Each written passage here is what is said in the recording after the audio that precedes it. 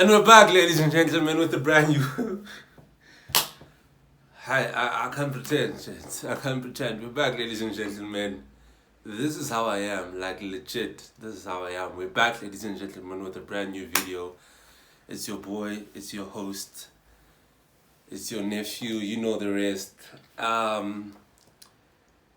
Brighton won, Chelsea won. Yeah, what a poor game, man. What a poor game.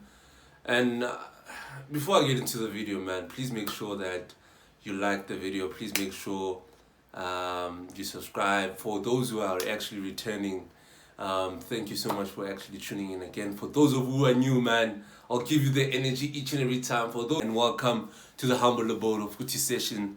I know you actually came in when I'm actually in my low, because Chelsea,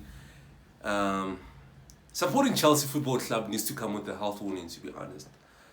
Because what are we playing, dog? What are we playing? I really don't understand what we're playing, dog. Because to jump straight into the video, to jump straight into the game, we didn't press. Our press was so weak. Our press was so weak. For the first 17 minutes, Brighton actually allowed us to play the game. They were actually playing a low block until, and like after the 17 minutes, that's when they were actually coming out of their shell. That's what I can say. That's when they were. Right now, it's actually a mindset issue. You can even see with our body language, dog. We played. Because this is the third time we actually played Brighton, and they've been actually coming at us. So we actually know what to expect with Brighton. We can't just actually relax. We can't just actually underestimate them. We have to play. Because at the end of the day, we're going to compete for top 4. We're actually competing for the top 4. But what I actually mean is that we're going to compete for 4th place. You're gonna compete for 4th place, man. Like, this is so horrendous. Like, after that Ziyech goal, yes, Ziyech was actually, like, he knew how to actually string passes. After that goal, he was actually opening himself, or actually receiving balls and all that. He was making runs. He was making sure that he was passing Lukaku.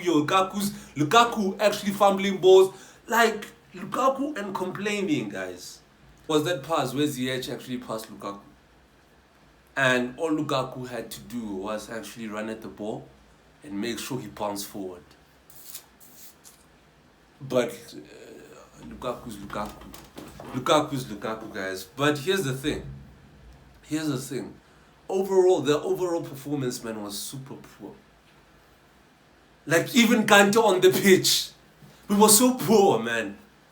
But let me get into the lineup and actually give you context of what actually happened with individual plays and all of that. With our goalkeeper, we had Kepa. 2 centre backs, we had Thiago Silva and Rudiger. Left back, because here's the thing, right? I was for the first 7 minutes, I was actually confused on what formation we're playing. But only to find out that we are playing a 4-2-3-1. Oh, it also looked like a 4-1-2-1. No, a 4-2-1-2-1. It also looked like that. And other people actually said it was a 4-2-2-2. That gegenpress formation. Like you can press formation. But other than that, to actually go back to the lineup, it was Alonso on the left as a left back, because I'll come back to that, as a left back, and then on the right, as the right back, we had SP, and then our two pivots, we had Jorginho. We had Jorginho and Kante, and then in front of our pivots, we had Mount. And I think Mount was actually supposed to play behind Lukaku, exactly behind Lukaku. But he was playing way too deep, guys. And then on the left, we had Callum Hudson-Odoi, and then on the right we had ZH, and then as a number 10 we had as our number 9 we had Lukaku. So let's talk about individual performances, guys. Talk about individual performances, and I think I'm gonna do player ratings as well, in my previews as well. I think I'm gonna do player ratings. Kepa, out of all, I think he had a brilliant game. I think he had a brilliant game until that header where nobody was actually marking Webster. I can't remember whether it was Webster or McAllister who scored, where everyone wasn't marking Webster. I don't know, guys. I don't know. Like Rudiger, okay, you have to have your man, but when you see someone actually passing you, there's a possibility that he might get the ball as well. But no one was marking Webster. Even Thiago Silva was actually watching Webster coming in and then heading the ball. No one was marking Webster, guys. No one was marking Webster. But what I can say, I can't blame Kepa on this. I can't blame Kepa. I have to blame the defenders. Even Thiago Silva was part of the problem. Was part of that problem. But other than that, man, I can say that Kepa had a safe game. Kepa had a safe game. And then coming to our centre backs, Rudiger wasn't the Rudiger that we know. Like today, he wasn't the Rudiger that we know, even though he actually cleared his lines, but he wasn't that motivated. That's why I'm actually saying this might be a mindset problem. But like I don't think Rudiger is the type of player to be phased or is the type of player to be influenced by other players.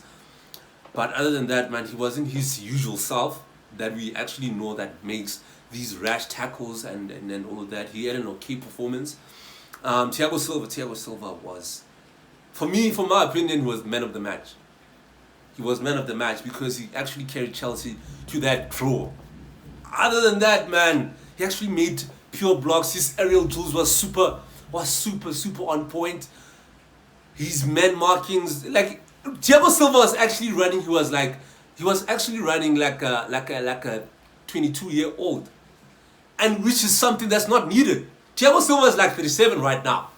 Thiago Silva is like 37, and actually making him do those runs because XP is always caught out of position, that's not acceptable.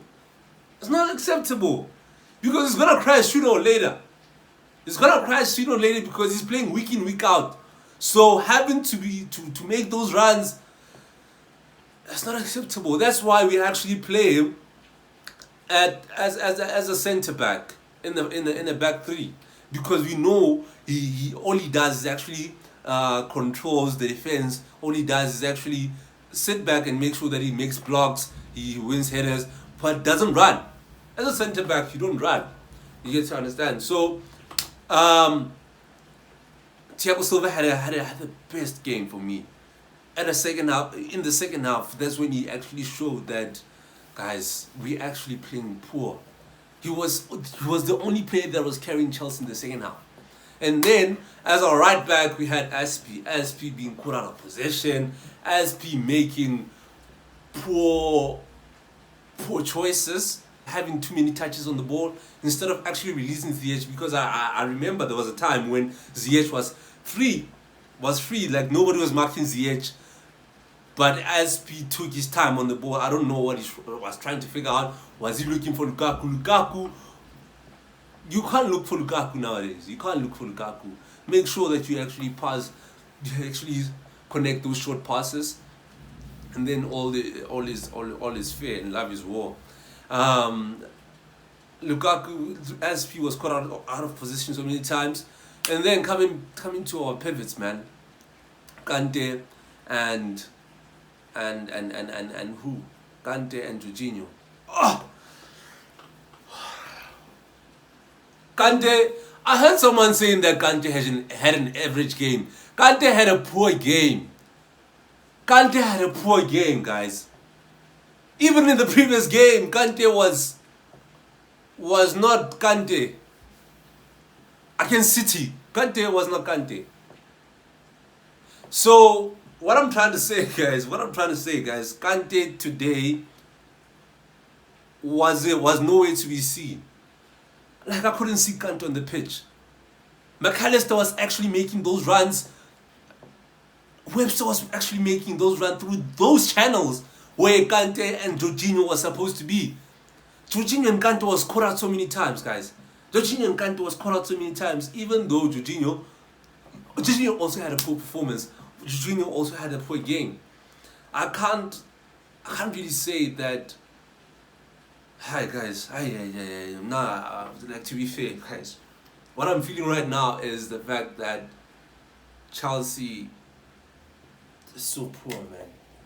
Like, even your top players had a poor performance yesterday. Like, I mean your consistent players, your Kantes, like, I expect Kante to have an elite mentality during these kind of games. Because I know during this kind of games, he's making box-to-box tackles. He's making sure that everyone's getting the ball. But yesterday, guys, I mean today. I don't understand, guys. Jorginho had a poor game. I won't speak much about him. He had a poor game. I won't actually justify what he did. And then we had Mount in front of the pivots. Mount in front of the pivot was playing way too deep. And also, he was nowhere to be seen. You know, those runs, because I was actually expecting Mount to string passes for Lukaku, or to actually make those direct runs, or to actually press Brighton. But nah, dog. Nah, Mount was actually sitting way too deep. He was actually sitting deep. He was playing like you Pulisic against City, sitting deep, making like jogging, guys. He was jogging. Like, I don't know, man. And then you get to call Mount a Chelsea legend. Nah, guys. I really don't understand whether these guys are actually playing for Chelsea FC or someone said Marabastad FC. I don't know, guys. I don't know, guys. That's why I'm actually shocked that with Mount, the season hasn't even started for him yet. He's yet to start the season. He's still stuck in Champions League final. Mount is still stuck in the Champions League final, guys. Like, we can't. He's still dreaming about that pass that he made to Kai. Come on, man. Like, oh. And then on the right hand side we had Ziyech, man. Ziyech, he had a good game. But for the first 17 minutes of the game, he was actually making wrong passes, wrong decisions until he scored. That's when he was actually starting to source. That's when he was starting to actually make those runs. So for me, he had a good game, man. He had a good game. I can't fault him on anything other than that 17 minutes performance. It was very bad, to be honest. And then on the left, oh my days. We had Callum Hudson-Odoi. The boy can't shoot to save his life. Odoi can't shoot to save his life, man. But what I'm seeing about Odoi right now, and what a lot of people are saying about Odoi, is that if he has the shooting element, if he gets to know how to shoot, he'll be a perfect player. He will be a perfect winger. And for me, I still say no, because he still needs to work on his decision making, in terms of crosses, in terms of passes, in terms of not being selfish as well. But other than being a direct player, he's super good. But what he did yesterday was super unnecessary. Because I remember there was a time, I can't remember whether it was Mount or Jorginho or Kante who actually passed him the ball. It was a long ball. Then he received it. He had all the time in the world. He hit the ball first time, right? But he sliced it over the bar. Like, come on. You had all the time in the world to actually calm down and place your ball. But nah, slice it over the bar. It's been his moral of his Chelsea era this season. Like, he can't shoot to save his life. Like, to be fair and honest, he can't shoot to save his life. So for me, he had a poor game. I'm not gonna actually justify anything for him. He had a poor game. Lukaku.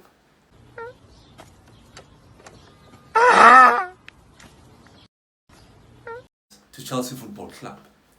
If you're watching this, please get rid of Lukaku. Please get rid of Lukaku, because what he did, he actually poisoned our team by making that interview. Because Thomas Tuchel right now is actually trying to justify that the players are tired. No, we can't keep a lead. We can't have a clean sheet. Like, I saw the body language yesterday, man. I saw the body language. Like your clubs like Liverpool or Cities, when they play 2 days after, you don't see that kind of body language or that kind of mentality. They go on. I'm not blaming Lukaku for not winning this game. Even though you're supposed to do his job by scoring goals, but what I'm trying to say is get rid of Lukaku. Get rid of Lukaku. Because this guy has actually poisoned our club. And right now, I sense a thing of player power in the dressing room right now. I think the dressing room is about to be finished. And when the dressing room is finished, guess who gets the blame? Your one and only, your best manager, Thomas Tuchel. He's the one that's going to get the blame, because he's expected to get results. And I see Ziyech also on that thing of Lukaku. Even though he's playing, but you can see that his mentality. I don't know if you guys saw after he scored already. He didn't even celebrate. I know Ziyech is the type of cold player. After he scored, it's like, because I remember he was when we played against Ajax and then he scored that free kick. He didn't actually celebrate. He was like, you get to understand. I don't know what is that. I don't know what is that, but you know. So I know Ziyech is the type of player that can do those celebrations, but it was questionable this time. This time it was questionable. I don't want to lie, no cap. But man, like, please get rid of Lukaku. I don't know if there's enough time to get into player ratings, but player ratings, man, it's gonna actually. But okay, let me do this. Please let me know in the comment section on whether you want me to do player ratings or not, because I don't want to actually extend the watch time and you guys will end up not watching the video. So overall, man, we had a poor game. It wasn't average, it was absolutely poor. Even the subs, man, Thomas Tuchel in the subs and making subs on time, it's also questionable for him. Like, why make late subs when you see that we're having mentality issues in the game? Like, the body language is not there. Bring on your Werners, man. Bring on your Werners to actually play and get off Lukaku. But nah, you actually had to wait for like the 76th minute. Hey, but other than that, man, please make sure that you subscribe. Please make sure that you engage with the video. Please, I really appreciate the feedback a lot. Please make sure you like the video. Please make sure you turn your notification bells on. Yeah, man. Oh, it hasn't been like a week since we had that blunder against City, and then now this. Perfect.